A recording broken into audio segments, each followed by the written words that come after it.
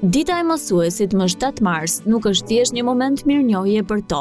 Është kthyer në një garë e heshtur mes prindërve dhe nxënësve për të bërë dhuratën më të veçantë. Ajo që dikur simbolizohej nga një tufë lulesh dhe një kartolinë falënderimi, sot është kthyer në një treg të mirëfillt ku parfume luksoze dhe deri edhe udhëtime të paguara janë bërë pjesë e traditës. Por sa kushton kjo festë për prindërit dhe apo zbehet vlera e vërtetë e mirënjohjes mes kësaj gare të dhuratave? Monitor shkruan se gama e dhuratave nis nga libra dhe kupon për blerje librash me vlerë 2000 deri në 3000 lekë, bizhuteri që nisin nga 2500 deri në aksesor prej ari që arrin në 30000 lekë, tufa lulesh prej 1500 deri në 3500 lekë, shpesh të shoqëruara dhe me një zarf me vlera monetare ose një dhuratë tjetër simbolike, apo edhe udhëtime kryesisht brenda vendit në destinacione të afërta me pagesë hoteli. Format e tjera të dhuratave përfshin parfume ose paketime në formë setesh kozmetike që nis nga 2500 lekë apo artikuj mode si çanta elegante, portofola, syze dielli ose rripa.